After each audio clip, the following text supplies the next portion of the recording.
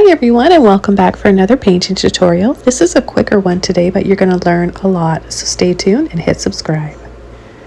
Okay, let's jump in and get started on this painting. First of all, I'm using a 9x12 canvas, phthalo blue and bright aqua green turquoise, white and black. Okay, all we're going to do is just add a bit of blue on the top, turquoise on the bottom, take a number 10 flat brush with some water, paint half of the canvas turquoise and the top half blue.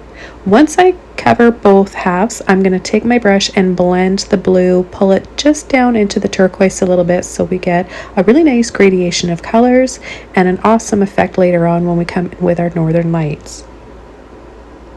So this is a really fun way to paint a background. You can apply this technique to a lot of different landscapes using different colors. So I've done this same technique in background using pinks and purples and reds, yellows, you name it. You can even use just black and white. There's a lot of great brush techniques and brush strokes in this that'll take you really far as a painter. I'm coming in with a bit of black now, and I'm just using it sparingly, so just a little bit of black here and there. This is going to create a lot of depth in this sky, so it's important. You don't want to skip using the black. You definitely need a little bit of black. You can use any type of black you want. I happen to be using Mars black. I want to mention that this only works if the paint is still wet. So when you're painting wet on wet, if your paint dries too quickly, you may want to think about adding a slow drying medium or have a fine mist spray bottle on hand to keep everything wet. My clean number 10 flat brush, I'm loading just the end of my brush with the titanium white, and on a diagonal angle, I'm kind of wiggling in, and you can already see the hints of the blue and turquoise underneath. Now with a very gentle pull and sweep up from the very bottom all the way up to the top, we're just going to lightly blend, and everything just kind of pulls and fades into one another, looking so beautiful and magical. You can leave it just like this, or you can add more white. So because this video is informative and it's a tutorial, I'm going to keep adding more and more white to show you guys over and over the technique so you really grasp it and learn the concept of what I'm doing here.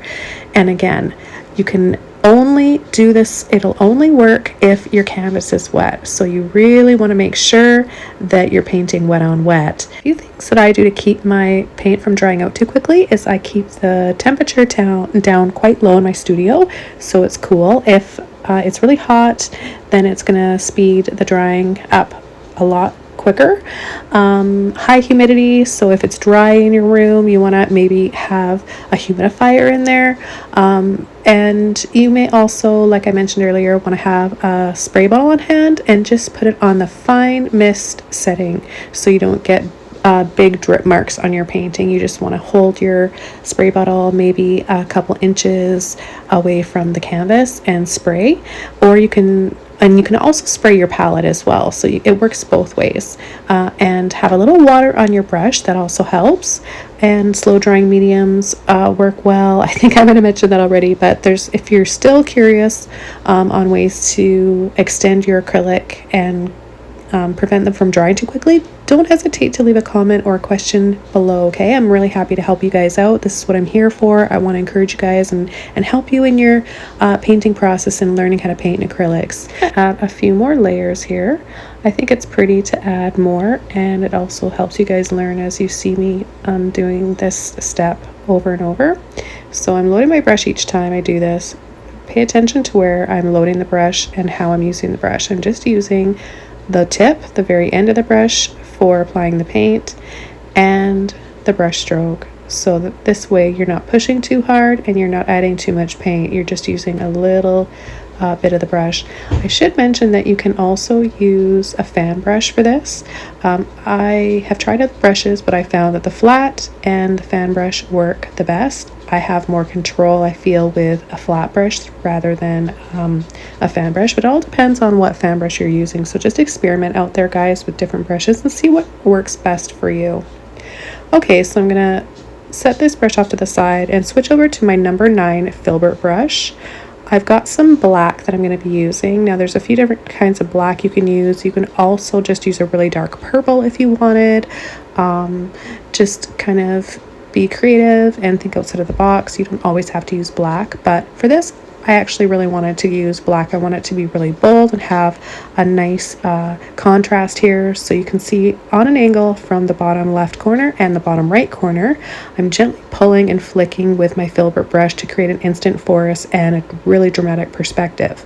So this is a really easy and quick way to do that in a painting. If you want to do something different and want to create like a twist on a landscape, you can easily do this. So again, the bottom left and right, gently pull and flick on an angle diagonal like that, and just a little bit wider, or have them come up a little bit higher on each corner, and then off to the bottom towards the middle, they're going to be shorter and shorter and shorter.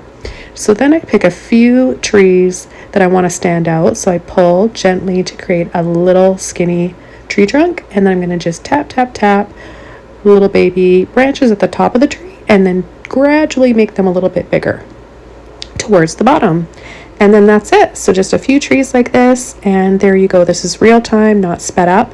It's super easy and simple. You guys are going to love this. You're going to be addicted and want to try painting this scene in all different colors. Have fun, and if you were inspired and learned a lot today, be sure to leave it in the comments below. I love hearing from you guys, and let me know if you have any questions, and please subscribe to this channel as well as my other channel, Paint with Joni. Bye everyone, have a wonderful day.